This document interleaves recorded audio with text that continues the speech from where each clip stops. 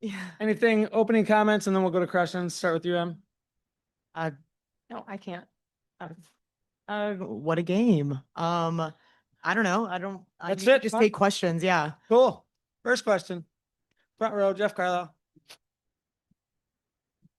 Uh, Congratulations. Question for each of you.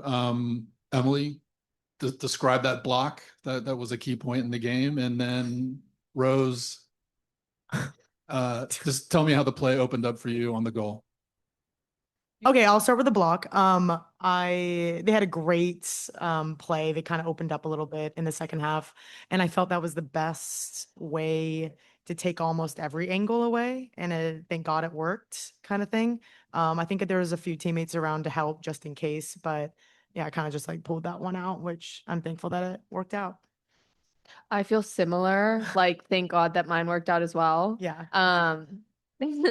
Bruna did all the heavy lifting and then she just slotted across, and thank God that worked out. We'll go all the way back corner here. Grant with the Into the Channel podcast. So it seemed like the high press was very effective, especially in the first 10 to 15 minutes of the match. Can you talk about whether there was a focus on that and what you liked about that look early? Yeah, working all week on how we wanted to set up, it was pretty clear that we had a plan. I think you're right. The first 15 minutes, they didn't really have an answer for it. I think they took a lot of time trying to process where they should be playing the ball. I think that gives a lot of credit to our midfield having to do kind of like one or two jobs. But overall, it stuck to the game plan, and definitely the first 10, 15 minutes had them. All right, we're gonna go Tamara, then Sandra. Congratulations. We talked to Emma Hayes for a little bit before the game, and she was saying that though she's not super familiar with the playoff structure of soccer, she did think that Gotham and Spirit was the matchup that made the most sense, having followed the season. I'm curious, I know you guys were on the other side when Gotham won in 2023, but given that that team also started as a bottom seed, you know, the upsets, the underdog my ass, it looked like a really like chirpy match. Is there a sense that this team feels kind of like a villain of the NWSL, or like a win like this again could be the beginning of like a villainous arc for this team? Whoa. I don't I don't know. I keep saying I think we all know that we like underperformed, especially at the end of the season. Yeah, I think that was not the end that we wanted to have. So I think going into this season, like we just were so confident in the group that we had. I think we know we have a lot of talent. And so I think we really leaned on that this playoff series. And I think that's what we saw, and that's what ended up helping us win. Perfect. Sandra. Yeah. Rose, you've won a few things: World Cup, Olympic gold medal. You've been one of those generations of players who came into the league as it was kind of finally finding its footing, and now it's expanding. And for some reason, this trophies and this game is one that you maybe haven't happened to find yourself in before prior to 2023. Now that you've got back here again, you've won this title. How does it feel?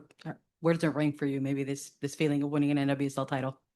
Oh my gosh. I think it's just so special. I keep saying like this was such a roller coaster of a season for us. I think we had injuries, we had a really daunting schedule with the amount of games that we were playing, the travel. And I think just like the way that every single individual stepped up in the moments that they were asked to was like so huge. And so I always say I think you learn the most about yourself in the toughest moments. And so I think the adversity that we faced throughout the season really helped set us up to be prepared for this playoff push. And I think that that's really what set us up to like win in the end is we went through a lot in the season. We had seen it all. So I don't think anything felt like new or unfamiliar going into this. And I think that that was a really big advantage for us going into the playoffs. Thank you. We're going to go to the computer. Jason Anderson. Hi, everyone. Can you hear me? We can. Yes. Cool. Congrats to you both. Thanks for speaking with us. I just wanted to ask about in possession, out of possession, it seemed like you were able to really deny them access to their 10s throughout the match. Obviously, the pressing phase you've already discussed, but how were you able to do that when the press wasn't on and you couldn't just deny them by keeping the ball further away from them? I think something that we've been working on and it hasn't been the best all year. Really nailing down our defensive shape for the game. We did it a little bit different today and being able to nullify their 10s and the times that we didn't, how compact we could be. I think I have probably the best view to help whether or not the midfield's too high or not high enough. I think there's a lot of credit when things didn't go well. We still try to get a press on because we knew that would probably hurt them or make them play in a way that we wanted them to play. Thank you. Jeff Soof. I just wondering the 5 minutes or so before that goal, Hal Hirschfeld goes down and they're playing with 10 and it looked like they were trying to figure out what to do. Did you all recognize that? Did it shift anything in that moment for taking advantage of that opportunity? I was kind of saying they're playing with a man down. So you can kind of go more of like a man to man or be a little bit more aggressive, but that's probably all we really did. Okay, right here in front of Jeff. This is for either of you. Midge was talking about after the game that as much as like the celebration inside the locker room was about excitement, it was also this feeling of peace that all the hard work that you put in, all the ups and downs, like you feel vindicated that it wasn't just for nothing, but wasn't just for second place, that you guys got what you really wanted. I guess, do you resonate with that? Yeah, I think just echoing this is like by far we have so much talent on this team and we underperformed. So to be able to have that, I think I sound like a broken record, but being able to have that reset going into the postseason, it was huge for us. Kind of putting that aside, what's our next action? What's our next game? What's our next game plan? Because I mean, the games were not easy making it to the final, and we really had to hone in as a group. And I think that's something that the postseason, a lot of teams that I've been on, that you can really reset as a group. So I think the feeling after is kind of like, yeah, it does feel like kind of like at peace. It finally feels like we started putting a lot of things or peaking, I guess, at the right time. Thank you. We're going to do one more in the room and one more on the computer, unless someone has a desperate question. Marco Ucala, Rich Berry, Sports Wrap. Rose, you mentioned to me on Thursday how this was the only championship you hadn't won yet. Now that you have it, did you envision yourself as being the game-winning goal and having being the hero of the game tonight? I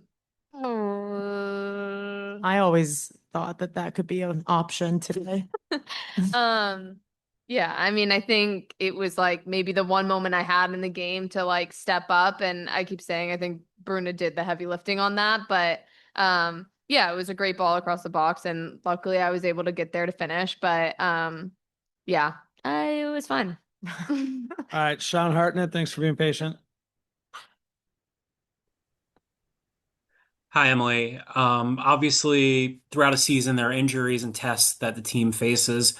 Rose wasn't able to be in your earlier championship earlier this season.